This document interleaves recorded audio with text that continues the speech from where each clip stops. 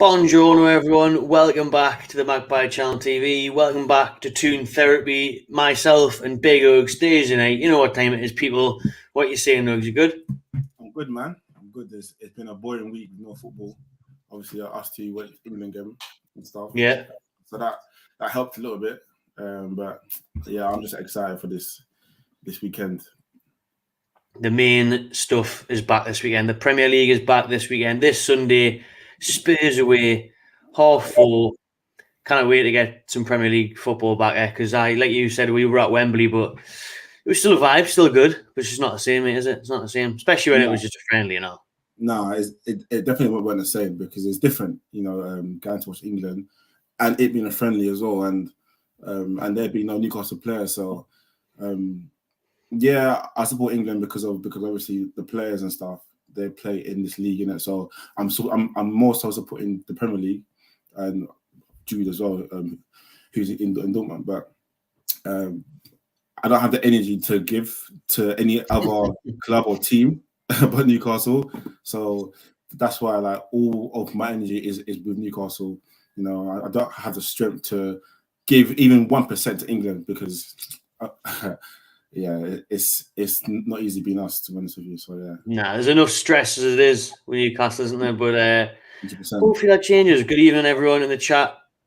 Shout out everyone that's tuned in. Make sure you get some questions in for later on in the show. Before we fully get into it, as you can see in the top right corner and on the ticker on the bottom, this is sponsored by BetMate, just saying a new partnership with BetMate. So everyone, go and check that out. Hit the link in the description.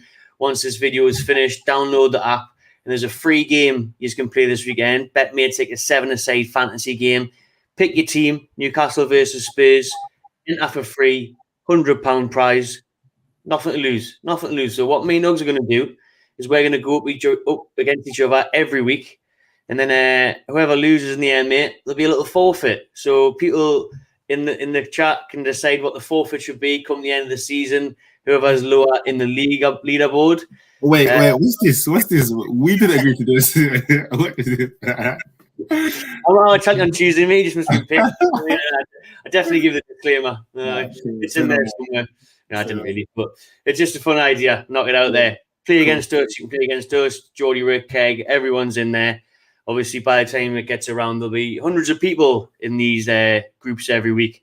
So you can get involved, compete, win money. Happy days. Quickly, we'll run through our teams for this weekend of who we picked in our fantasy team. Now, mine, I went for Newcastle a bit, apart from the strikers, right? We'll just get mine up quickly. Dubravka in goal. Not sure about that because he might be injured. So might Shaw. But the best thing about BetMate is that you can change your team 5 minutes before kickoff. So if you see the team news, you don't like the look of it, you can change it 5 minutes before kickoff. So I've went for Dubravka in goal, Romero, who's having an unreal season at Spurs, alongside Shaw. I went for the Brazilian boys in midfield. How could I not? But then again, I might change it if Bruno doesn't start, but hopefully Bruno and J7 start.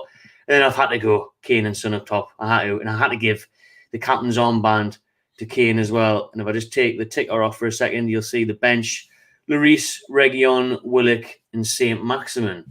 So let's see how that lines up against your teammate. Wait, question. Is this the same as the other one? Is it goals and assists, or is it other stuff as well? Goals, assists, interceptions, loads, mate. Check out the app. Rules are there, but it's pretty similar. Obviously, yeah. Cool. Say no more. Oaks just went for Lloris in goal. Changed it up. Probably a good idea, to be honest. You went for Big Dan Burn and Reguilon at the back. Kulusevski was having a good season. Went Bruno as well. Love that. And of course, Kane and Son up top with Dubravka, Doherty, Fraser, and Maxi on the bench. We've let me sort of explain my reasoning for picking these guys, yeah. Because obviously, Lloris, I think Spurs are most likely to keep a clean sheet than we are, even though we've won there before 1-0. I just think, if I'm to pick one, it's Lloris, right? Regular, because obviously Conte likes to have those win back bottom forward. And I didn't want to go too heavy on Spurs, to be honest with you, but I put down Burn just because of his threat in set pieces. So he got the assist for Bruno's goal against Saints. So that's why he's there. And obviously, as you're saying, headers won, maybe interceptions. You know what? I'm giving you too many gems right here. What's going on? If I see your team anything like mine, then we know what's happening. The thing with BetMate is you cannot check whose teams have been picked by other people until kick-off. So you kind of go stealing ideas or stealing language. But right now, we can all see you on that.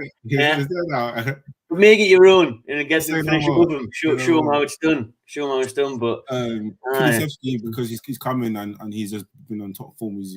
He's been getting goals and assists in most of his game. Bruno, he's actually now my favorite player. I've not had a player from Newcastle in a long time. I'll probably say since Gabaya that I can say that I actually love this player. So Bruno's that now for me. And Kane and Son, they kind of pick themselves anyways. Kane as captain because he's bang on form. Son as well. They sort of pick themselves. Dubas, obviously, he's next in line. Doherty again because obviously Conte likes to have his fullbacks going forward. Fraser because he's in my original fantasy football team, and you know if we were to score, it's either going to be created by him or Sam Maxey. So that's why they're both there on the bench. Nice. So you lot at home, see if you can beat me and Big Ugs. There's my team once again. See if you can beat me and Ugs this week on BetMate. Download it. Link is in the description. Chance to win £100 for absolutely free.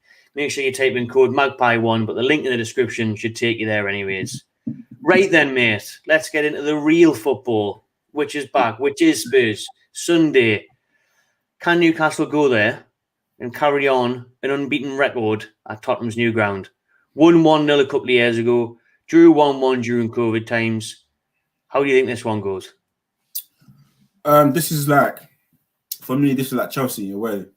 Whatever happens. You know, the boys have put in a mad shift in it, and so they've now gone away to Dubai. Now they're back in training. So I'm not coming into this game expecting 3 points. Those days will come against sort of the so-called big six sides, innit? So I'm not going to come in here and say, we're going to sort of win a game. Obviously, I'm positive and I'm optimistic because we are in good form despite our 2 defeats. We did sort of play well against Chelsea and Everton was unlucky. I will put that down to fatigue. So I think, and Spurs, hot and cold FC, are weird.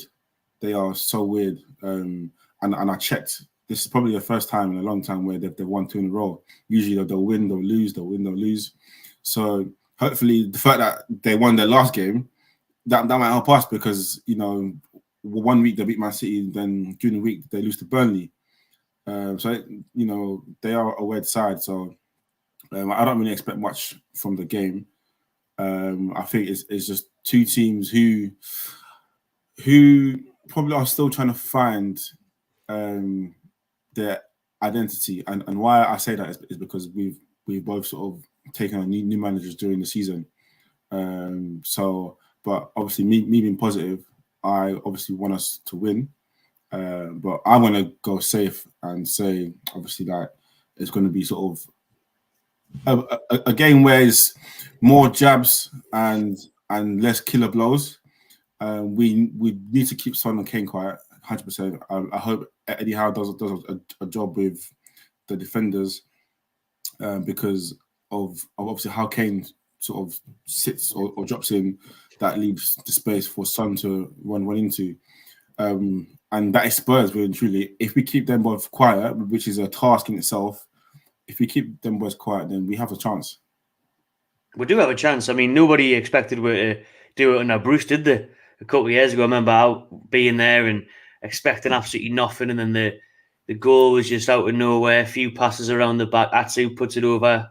Johan's got space in the middle and slots it home. And then Dubravka plays out with his skin for the rest of the game, keeps winning it. But we've seen teams like Southampton win at Spurs this season. Wolves have won at Spurs this season. Yeah.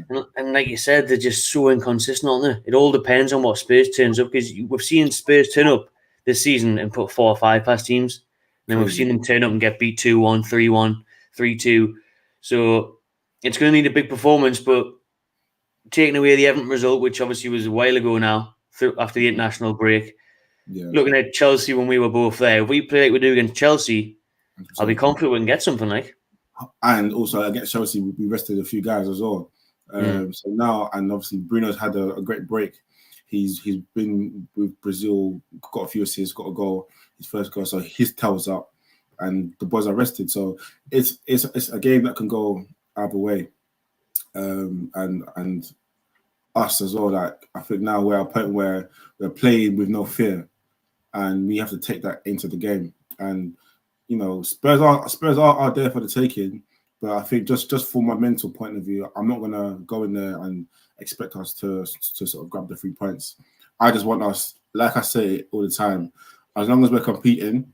If we compete, we give ourselves a chance to have get something from the game. I draw or win, but whatever it is, as long as we go there fighting, like we've done probably since Howard's come in, you know, just go in there and fight. That's all I ask for. Give 110% and leave everything on the pitch, and then the fans are happy. Even if we were to actually lose the game, then the fans are happy. So, like I said, it's a game that can go either way, man. Because Spurs are a weird side. You know, they're very, very, very weird. But they're probably the closest to Arsenal in terms of getting top 4. Because obviously West Ham's dropped a few points here and there. Man United are shit. So it's Spurs. Spurs with the games in hand, they're sort of nearest to Arsenal and getting top 4. So that will be on the back of their minds as well. So it's a tough game, and obviously we all get to see it on Sky Sports as well. So yeah, we'll see. Be interesting to see what Eddie Howe says in his press conference tomorrow morning. Let me know who's fit, who's ready, who can make it, what could change. Because, like you said, it was a change at Chelsea, again changed at Everton as well. People like Shaw and Dubravka had doubts after international duty. So, you think your boy St. Maximin could come back in the starting lineup? I don't see why not, because he was fit enough to be in the squad against Chelsea and Everton. So I don't see why he can't sort of be in the back in 11, because then they've had some time off. You know, I've seen him in pictures and stuff. So I would like to see him starting, and I think he should be starting. And I think our attack is now as strong as it's going to get without Callum Wilson now. So I would like to see Bruno starting, Fraser starting, ASM starting, you know, because these are the guys that can cause Spurs some problems. And probably it's tough, because if Shelby's fit, I say it all the time, if Shelby's fit, I would rather have Shelby in the 4, because I believe we had Bruno there in the 4 against Everton, and obviously it started off well, but I don't think it planned out how we would like it to be, because I just feel like Shelby does that role so good. You know, he's sort of effortless in there, where he just gets the ball moving. So, and Bruno, I would rather have him play further forward because of his attacking qualities. That we've seen him with Brazil, like the assists he's created, the goal he scored, quality. So I think us put him in a 4, putting him in that pivot role. Yeah, he gets forward a little bit, but when he gets forward, that gap's exposed. And if you do that against Spurs, Kane will just drop deep, literally, just sit there and drop deep. So we need somebody like Shelby that doesn't move. And I hope Eddie Howe listen to this, please. Eddie Howe, listen to this, please. If we're gonna have Bruno in there, we need somebody to cover that gap, because that's Harry Kane's game, to come to sit in deep. So and Shelby's perfect for that, because he's hardly ever gonna get too far forward in it. And you know, like I said, I think we could do with Bruno's quality. So I will do, like I say, Shelby, Joe Linton, and Bruno. Willock again has to get sacrificed, and these things happen because now we have a squad now. You know, players aren't going to play every game, even if they're on form. That's the importance of having competition for 4 places. Do you get me? So that's what I would do, because, like I said, you know, Bruno's attacking qualities for us is key, because Wood is not firing, so we need that extra impotence, you know, going forward. He's trying again every week. He's trying to get someone to watch it. And this week it's Eddie Howe. We're looking forward to watching it. Called out Maxi last week. St. Maximin's seen it. Go crack that one, mate. Go crack that. Maxi like in the video. Yeah. But I mean, it's nice for him to see as well because he obviously he knows anyways that it's not everyone that's been digging him out. But it's just good for him to see that there are people out here that have this sort of platform and that can speak on him and support him as well because who knows how he would have felt by the comments, but rest assured, Sam actually now knows I love him. He knows who we are. We're lit. Gives a score prediction then, mate, for Spurs. I went for a 1-1, but also, if I'm being honest, I probably think we just get beat like 2-1. Right, because that was my preview. Yeah, do you get me? Like, there's two ways of doing this. Head and heart. Head and heart. Okay, heart means Newcastle, and head means his life. Yeah, heart is saying a draw. 2-2 draw because Spurs are weird. Like I keep saying, they're weird. So I think if best result for us is if we go there, obviously to win, but being sensible and knowing who we're up against, I think we can cause them problems and get some goals there because they do concede quite a lot. So I say 2-2. That's what my heart's saying, but my head is saying Harry Kane and Son are just deadly. So I do see us scoring though. So I see it being something like a 2-1 game because even when we played them at our ground at I think it was in October or something, when sort of we scored first and they were poor. Of course, they didn't. I think they weren't under Conte those times, no. But still, we sort of got a goal out of them. But it's just obviously the players run out of steam during the game, and obviously things happened off the pitch that were quite unfortunate.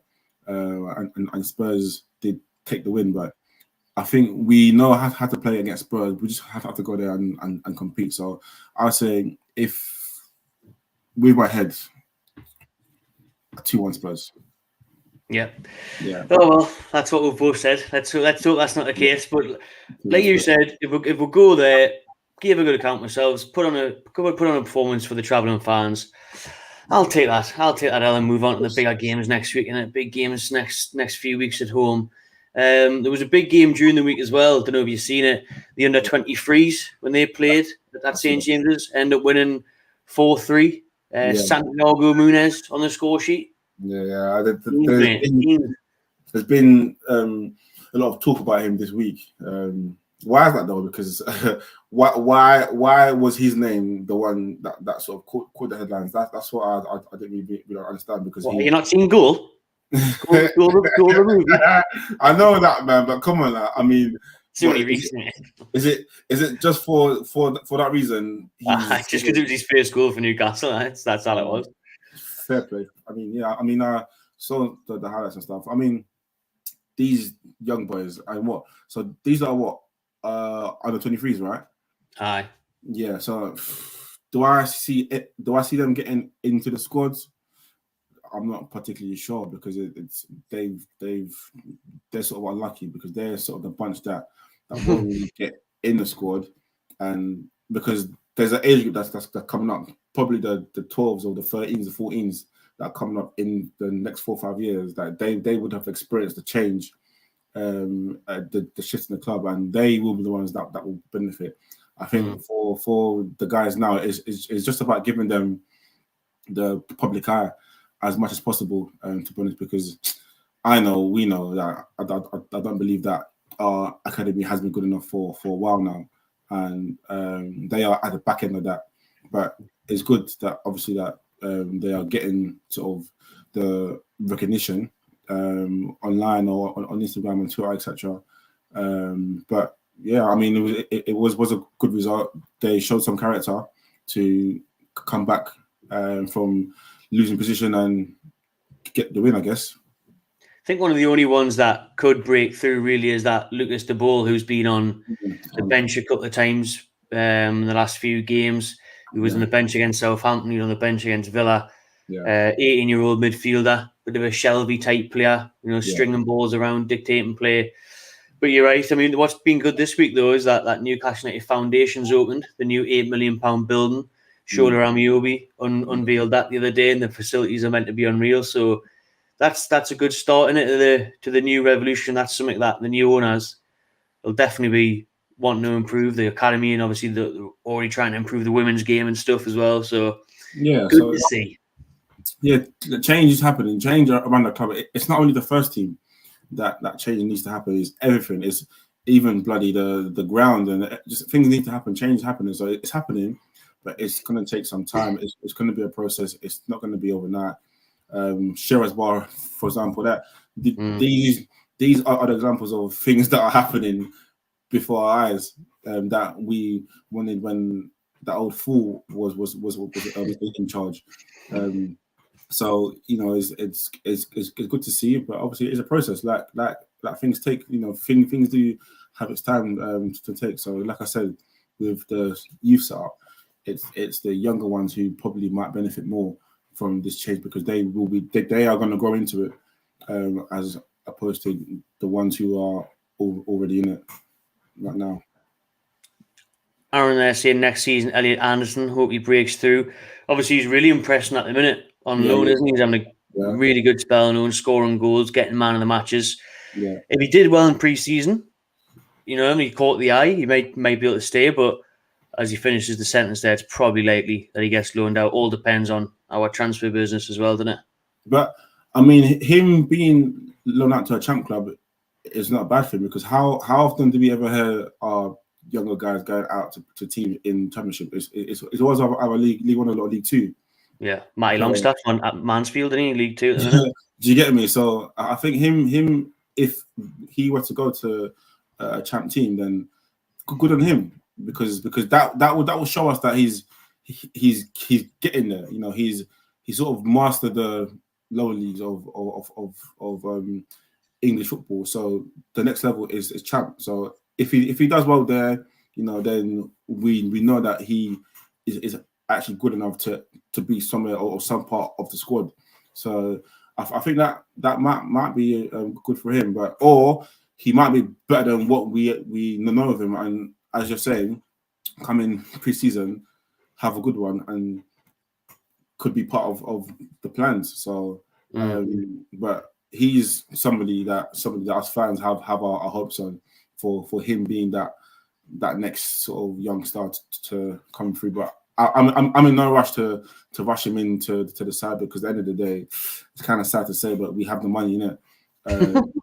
But money does help produce better players in the youth team as well. So give him the time he needs. Don't rush him in too fast. Like we did a bit with Matty, long stuff, and it didn't really end up the way we thought it was going to be for him. So give these guys the time that they need to develop as players because it's not easy playing in this league. That the pressure is on, and if you're playing even as a sub in sort of a club at this level, fans are looking for something from you. So it's not just about your experience you're getting; it's about can you produce for us. So because time and the end of the day is ticking in the match. So give him the time he needs. Let him sort of prep himself properly, and then hopefully he is the next future star that we hope for him to be. Yeah, get your comments in, everyone. Get your comments in. Get some topics going for me and Uggs because there isn't much news this week, really, after obviously the international break coming to the end and then Spurs coming up on Sunday without hearing Howe's press conference yet. But Martin asks, even though how many players you think will be gone in the summer? Probably about 10, to be honest. I think there'll be loads gone in the summer. There's a lot, there's like, I don't know, because even coming in as well, like it's going to be a weird window, but there's a lot of players that need to go from Cardalo, even Woodman as well. To be honest with you, because I believe if he was in the plans, he would be in the plans. If that makes sense. Yeah. So there's He's not even playing for Bournemouth at the minute. Can't even get off the bench for Bournemouth either. Yeah. So it's like there's that sort of player that we need to get off the books because he's no longer a young talent anymore. You know, he should be playing, or if not our number 2, and is even that no. So guys like him, but at the same time we've got to be careful because we don't want to obviously get rid of too many guys. Kieran Clark is gone. He's gone, so he's one of them. Another one we try to get rid of on deadline day on loan alongside Kieran Clark was Jamal Lewis. There's any chance Jamal Lewis comes back in? Do you know what? Again, I think Jamal Lewis was a sort of player that was a victim of poor management. Yeah, because at the end of the day, Liverpool wanted him, so there must be something good about him. And I recall watching his first game against for us. I think it was against West Ham away, and I think that's the game that we actually won. And he looked good, he looked good. But most of these guys, like I said last time, Almiron and all the other guys, they've just been a victim of poor management. So I believe Eddie Howe can actually make these players better. But the problem is that now we've moved up a level. So these players, they may not be at the level that we're at anymore because obviously time is against Eddie Howe because now we have the money. So it's kind of a tough one for Jamal Lewis. I do think he's good enough. There are parts of his game that he would need to improve physically, defending as well, even going forward a bit as well. But I think under Eddie Howe, we could see him improve, but does he have the time to do that? Because next season the goal could be different, top 10. Whereas these guys were signed to us to keep us afloat of the bottom 3. So there's that question there. But it's a shame, to be honest with you, because he could have been something good for us, but it's just been a victim of poor management. So if that's the case, if he has to go, then he has to go. But let's say we lose Target to injury, who would come in there? Matt Ritchie, Dummett, who now prefers to play as a free left-handed free. So I mean, we've got to be careful in terms of who we actually let go. So it's not as easy as we think it might be, because at the end of the day, it's not a guarantee that we get players on either. I think probably Peter, like you mentioned Darlow and Woodman. You got Gillespie there as well. He barely play, but you'll keep players like Gillespie because they'll go down as homegrown talent. Won't they? Like that local court, I'll be hit. So like him, Dummett, and that they'll stay. But if you're looking at Darlow, Woodman, Clark, Hayden, because Hayden's not fancied by how he's going to go. I like Hayden, man. That's a shame. That's a shame. It's a shame. Hayden, I've really been a fan of. I recall seeing his debut against Fulham the year we went down, and I was there, and I didn't know what to sort of know from this guy, but I could just see the Arsenal in him. Like I could see that he's a CDM. He's a sort of a player that breaks up play, but I could see the Arsenal in him. The player that can keep the ball. So since then, I've liked Hayden to be honest with you. And Hal obviously doesn't fancy him because maybe he doesn't believe he's as good as Shelby on the ball. But Isaac Hayden, I think, is somebody that again was a victim of poor management. Because I actually do really like him, but if he again was to go on because he was signed again when we were at a certain level. So now we moved up now. I mean, I got to take my feelings out of it and say, you know what, fair play. If it's time for him to go and bring someone else new, then fair play. But Hayden, it's a shame because I do really rate him highly as well. He's been a great servant at the club here, and he's a good player. You could still keep him as a squad player, but I just think the way Howe plays in the midfield, and it's probably going to be time up for Isaac Hayden. That's like 5, Gale 6, Matty Longstaff 7, Sean Longstaff. Someone said before looks like he's about to sign a new deal. I think that was Callum Lewis. He's saying that Sean Longstaff been set on a new contract. Obviously, Eddie Howe came and bigged him up the other week, saying that he's got plans for him. He's happy with how he's came in the side. I thought he played well against Chelsea as well, to be fair, when he came in, did a job. Sean Longstaff, do you reckon he's, after such a bursting onto the scene a couple of years ago, then dipping for a while, would you sign a new deal for him? I will sign a new deal on Sean Longstaff based on what we've seen from him before Bruce, and what we've seen, or what Eddie has seen from him in training. All these players, I'm not giving my opinion on them whilst they were on the Bruce, because it's difficult, and Sean is one of the players that on his day, he's a good player. Like the guy, let's not forget that this guy came onto the scene and he was a bad boy. He was a bad boy. He was spoken with the same sentence as Declan Rice at one point. So, and teams were after him. So I do believe that player is still there. It just needs to. He just needed the right manager to sort of help him move on to that next level. And I think Eddie Howe is that sort of guy, because I can understand why Howe might like Sean, because he's sort of okay on the ball. He's decent going forward. He's got an eye for goal. He can shoot. So I can sort of understand why he would pick him above Hayden, just because of his extra qualities going forward. Age as well. Age, so hopefully Howe can coach him a bit more. Loads of players at Newcastle are over 30 now, man.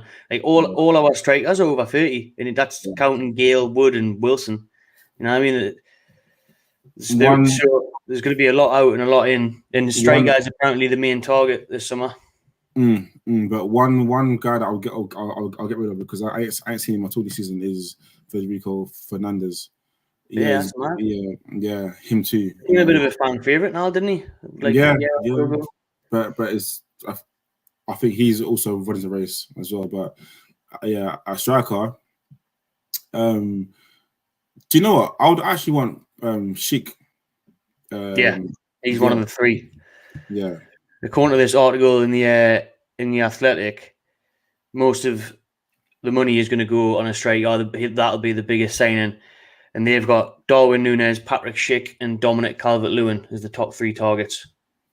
Yeah, because just think about it. Yeah, just think about our squad now. What we're missing is a killer up top, like somebody that can just, because obviously Wilson's good, man, but he's always out injured.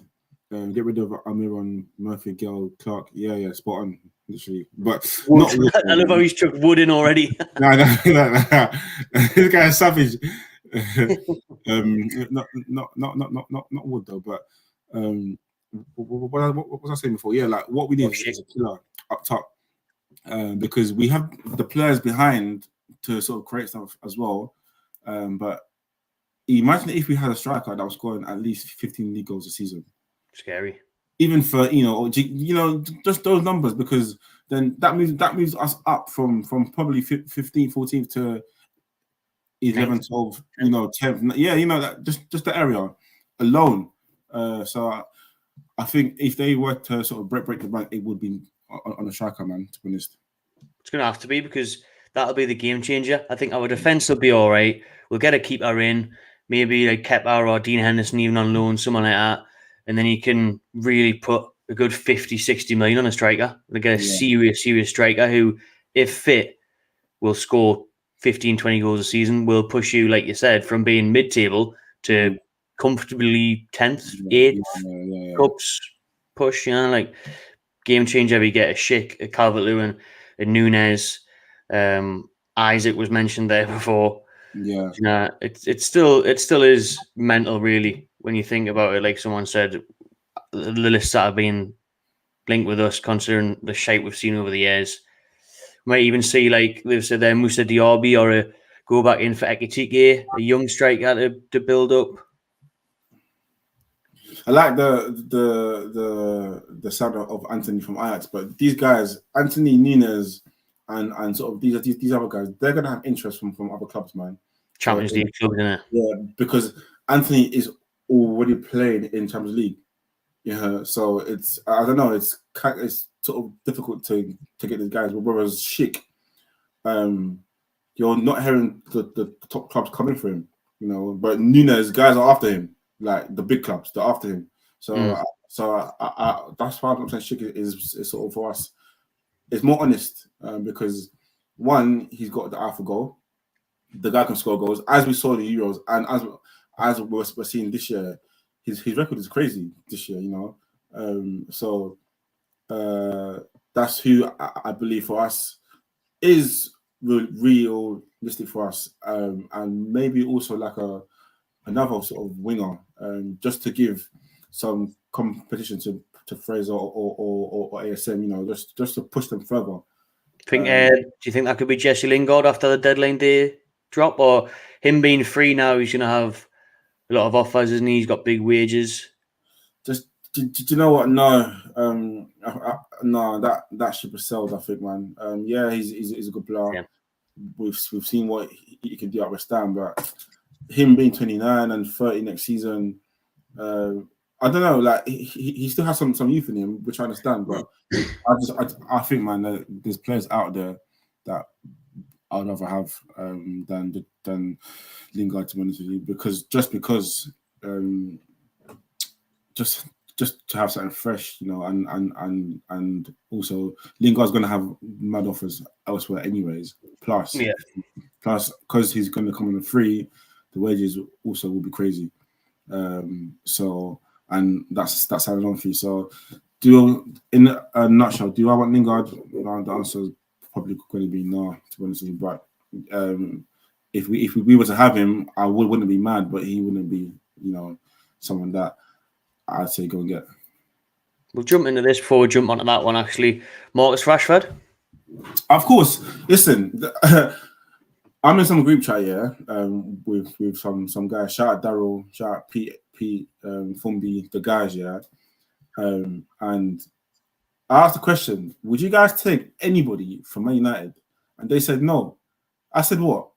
So you want to take Rashford? Guys are telling me that they won't take Rashford. My thing is that for Arsenal fans, is we have to stay steady on, yeah, and not forget where we come from and where we are. Why would you not take Marcus Rashford? Nobody. The way I see it, yeah, all the players in your United squad, so Maguire, Luke Shaw, Marcus Rashford, Pogba, all these guys are being victims of probably poor management as well. These guys are players. Rashford on his day is a player, so he might just need that change of scenery or change of environment to get him back to where we know he could be. This isn't no Dele Alli sort of thing, you know, or some sort of where it's a thing of his attitude. No, it's everybody in that team is having a shocking season. Sancho is as well, and I love him, but he's now starting to pick up a little bit. But everyone is. Varane, Luke Shaw, Pogba, Fernandes, everyone. De Gea, yeah, but yeah, he's been the best player because obviously they've been so shit, so they are conceding chances. So how much do you think it would cost Marcus Rashford? I saw his what do you call it? His value, and his value is 75 million. Apparently 75. Yeah. What is he now? Like 27? 27 is he now? 26? No, he's 24. 24? Yeah, 24. Fucking hell. Yeah. So he's still got his best years ahead of him as well. Of course, he's a baller, man. Well, Rashford to me is somebody that's unrealistic, and his price tag is that or will be high based on his worth to the club, and obviously him being one of their own, so they would want to get more from him. But I think that guy still has it in him, man. But they all just need something new in that club. But if he was to leave, I would say, listen, let's go get him, because this guy takes us from 12th to 8th. Him and somebody else with a striker. Come on, man. He's brilliant, man. Right, we'll move away for a second. Keep getting your questions in before we wrap the show up. Keith asks, how many points do you think NUFC will get in the last 9 games? And he nicely lists for them for us, so we don't have to check them. I'll do mine first, mate, and you can do yours. So if I'm being honest, I'll do this all head, not a heart. Right? Spurs, 0. Wolves, Wolves. Wolves is a tricky game on a Friday night as well. Wolves. Wait, I'm gonna go draw. We did this last time, also, and you did say win Wolves, Leicester, and Palace. Just saying. Did I? No, I had a draw for one of them. I definitely had a draw for one of them. I don't know. Oh yeah, I choose you. Yeah. But I think I did say I would beat Wolves, but now I've changed my mind. So I'm going to go 1 point against Wolves. I'm going to say we'll. Oh, I'm changing my mind left, right, and centre here, mate. I'm all over the place. Fuck it. I'll change it. Last time I said we'd draw Leicester and we'll beat Wolves. I'm going to change it round. So we're drawing against Wolves. We're beating Leicester. There's 4 points. We're beating Palace. There's 7 points.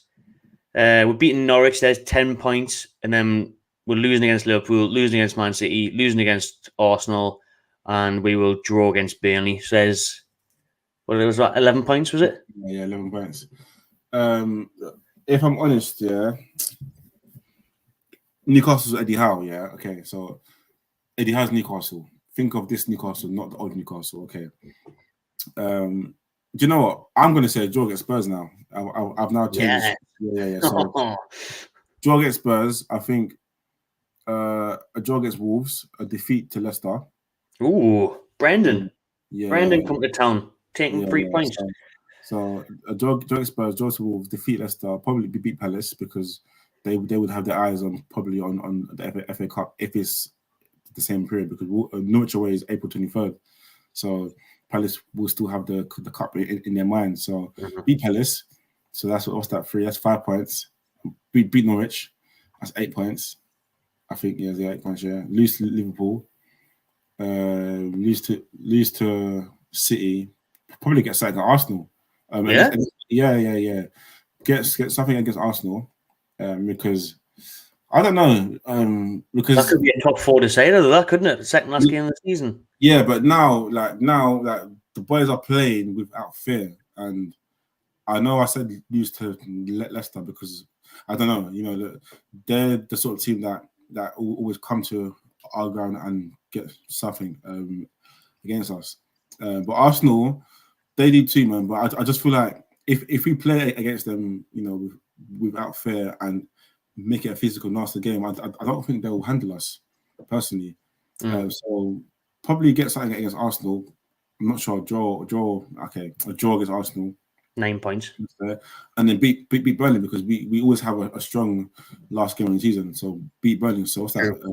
12 points. Yeah. 1 more point than I said. Yeah. So that's me being optimistic and me thinking, yeah, you know what? Why not? Because this is Eddie Howe's Newcastle. If it was Bruce's Newcastle or whoever, lose. Do you get me? It's peak. Draw against Norwich, maybe that'd be about it. Yeah. Honestly, but now because it's this Newcastle, this side, we got Bruno there, the Magic Man. So yeah, why not? Like 12 points, it's possible. It's definitely possible because the only games I would fear is Liverpool and City and Spurs probably, but Arsenal at home, you're right, could get something. The other games are very, very winnable, really are. I mean, I look at Leicester, I don't think I've got anything to play for now. Palace, they'll concentrate on the cup. So you look around that, but it's tricky though because you could be going to those last 2 games of the season, Arsenal fighting for top 4, Burnley fighting for survival. So who knows? But as long as where we sound, as long as we pick up a win or 2 in the next 3 or 4 games, we should be all right, shouldn't we? Really, 9 games to go, 9 points clear.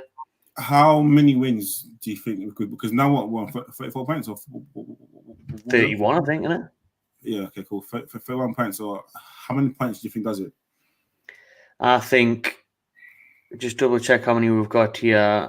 It is 31. Yeah. I think about 35 points would do it. 36 points, definitely.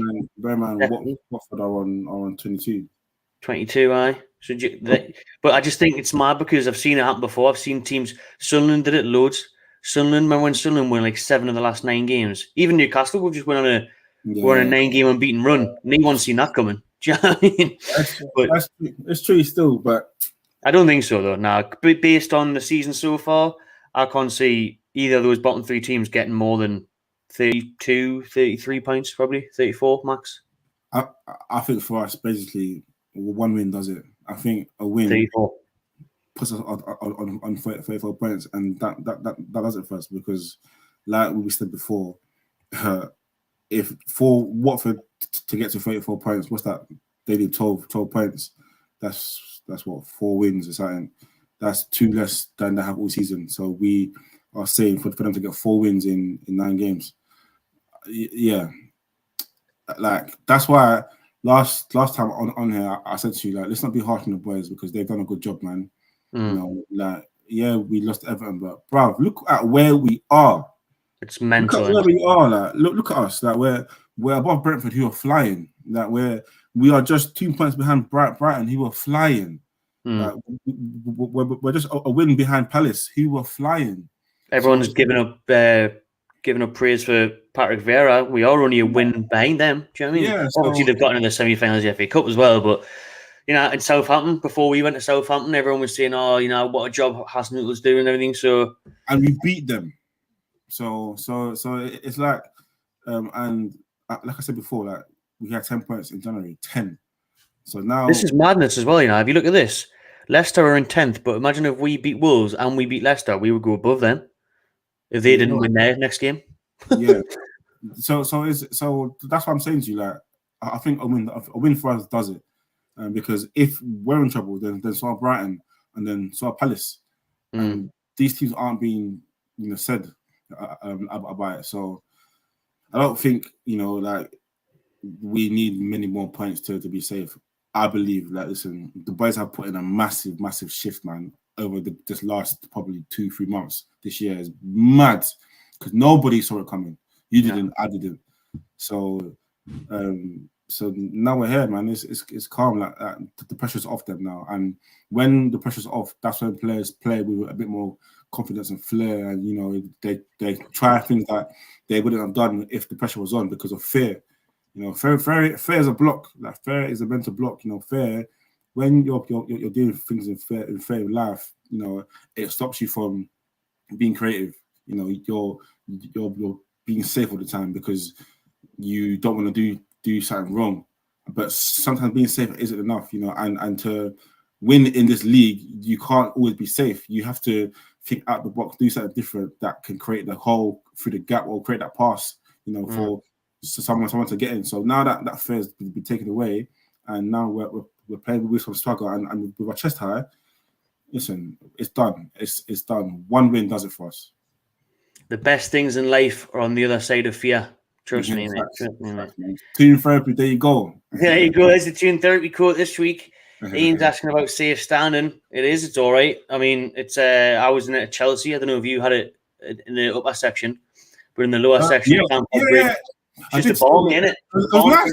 Hey, no, but it's nice because I can't even think about it not being there, because it's crazy how fans can stand up and then that bar or that pole isn't there, because I can just fall over, and I'm a big guy. I'm 17 stone, yeah.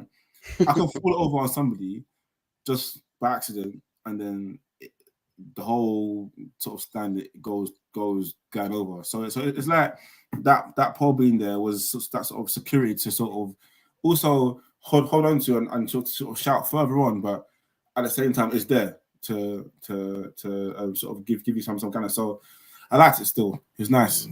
It is good. It's mad how it's not, like you said, it's mad how it's just coming back, if you like, because it was here back in the 80s and stuff, and they've brought it back in, made it better. So hopefully a couple of years' time, not even that, all grounds have got them. Get your last couple of questions in before we wrap things up. Another thing that came out of the day, mate, was a Premier League statement about 5 substitutions are coming in next season. 5 substitutions, which can be used on 3 occasions. Thoughts on that? Good thing, bad thing? It's got a lot of people talking. It's got people saying, you know, it's unfair on lower sides, because, you know, the Man Cities can just keep bringing on world-class players and that, and you've got no chance of wearing them down. Or what do you think about it? That rule or that thing that has come out, the 5 subs come out, that has Klopp written all over it, because I recall Klopp saying that the other day, he sort of compared his players to Burnley, and he was saying how they have players who go away, who travel, for their country and played two games, whereas other teams like Burnley don't have that. So he was saying, you know, when you have sort of players that are world class, they need protecting more, because there's that, and these teams go further in the cup games. They play in Europe as well. So I think that new rule is just coming to protect, like you've said, the bigger teams, isn't it? But it is what it is, isn't it? There's nothing we can do because there's going to be a point where that benefits us as well, because our squad will be good as well and be better as well. So there's going to be a time that will benefit us. So, but again, that thing has Klopp written all over it. It does. I mean, you can't see how it does obviously benefit the top teams a lot more than the sides who haven't got a bench with, you know, £200-300 million. But at the end of the day, I think it's probably the best thing for the amount of games that players play now, and just changing things around, freshening things up, giving other players a chance. Yeah, it's just one of them things, isn't it? The game's going to evolve, and that's definitely one of the ways it's going to go. Yeah, and there's worse things that could happen in football. And if they're trying to look after the welfare of the players, then so be it. But it's just that it just gives the big teams an advantage. But it is what it is. Yeah, man.